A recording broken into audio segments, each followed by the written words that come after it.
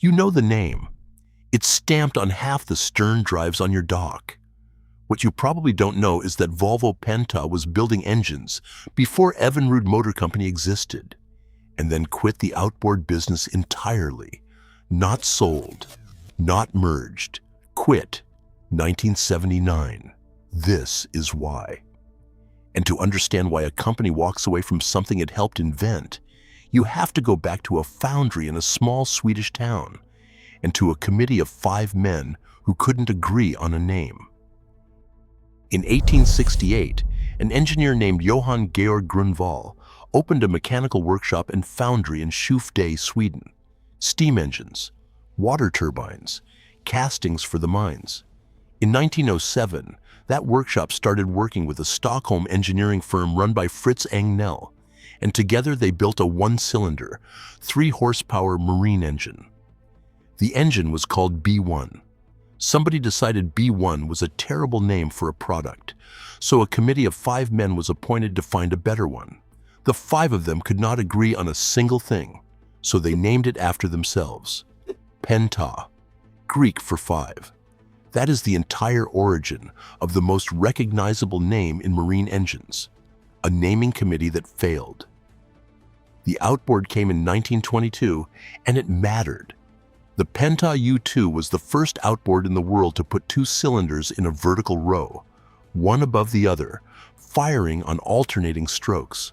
That sounds like a footnote until you have actually pulled a starting cord on a big single-cylinder motor from that era. The single shook the boat apart and fought you every time you started it.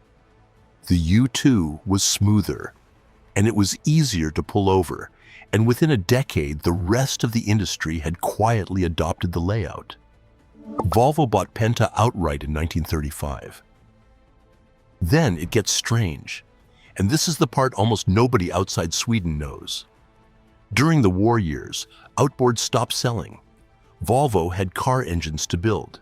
So in 1941, Electrolux, yes, the vacuum cleaner company, bought Archimedes, the Stockholm firm the Hult brothers founded in 1907, and the outfit that had actually started Swedish outboard production back in 1912.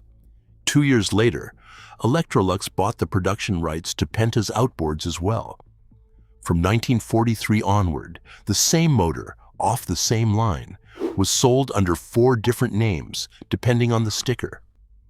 Penta, Monark, Crescent, Archimedes.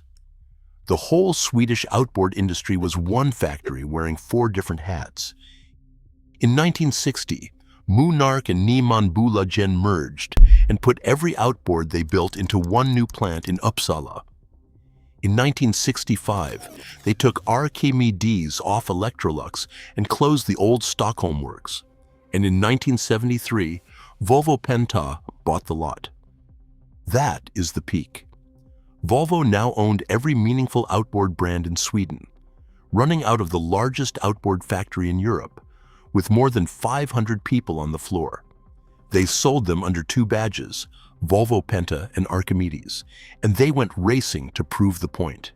In 1977, Volvo Penta put its name on the transom of a Molinari hull, with Renato Molinari driving. Running Dieter König built 3-cylinder engines in the International OE class. He led the Paris 6 Hours outright for a stretch of that race. 1977 is the high watermark. 2 years later, the padlock went on the gate. So, 1979. There was no corporate raider. Nobody wrote a check. Nobody went bankrupt. What arrived instead was Yamaha and Suzuki and Mercury, pricing outboards into Europe at numbers a Swedish plant with Swedish labor costs could not answer. Sales at Uppsala turned to a loss toward the end of the decade. And then somebody at Volvo did the arithmetic that gets done in every boardroom eventually. Outboards were the smallest, thinnest margin thing the company made. Meanwhile, the Aquamatic stern drive, launched at the New York Boat Show in 1959, was selling into America by the container load, and Volvo's truck and industrial diesels were printing money. So Volvo closed it.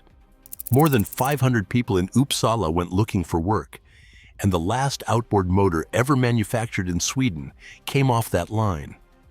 57 years of production, from the Holt brothers' first balance motor in 1912 to a shut door, finished. I'll be fair here, because one man who was inside it wasn't sentimental about it at all. Molinari walked away from the program himself after Paris, and his verdict years later was blunt. Volvo Penta was the first outboard company the Japanese put out of business, and Volvo may well have helped them along with production motors that weren't sorted well enough. That's a racer's opinion, not a court record, but it belongs in the story. Which brings us back to the thing I told you at the start. A brand new outboard series was finished in 1979. Designed, tested, ready for the market. It never reached a single customer. It died in a filing cabinet. And here is why that matters, because it's the answer to the whole video. That engine was not killed because it was bad. It was killed because the decision was never about the engine. Volvo did not fail at outboards. Volvo stopped needing them. There is no villain in this one, and that's exactly what makes it colder than the usual story. A brand that gets bought and gutted at least gets mourned. A brand that a healthy parent company simply sets down because the margin is thin and there's a better use of the factory, doesn't even get a funeral. They stopped because they could. The men in Uppsala didn't have that option. If you ran an Archimedes or a Penta on the back of a wooden boat, you owned something the whole industry copied and then forgot.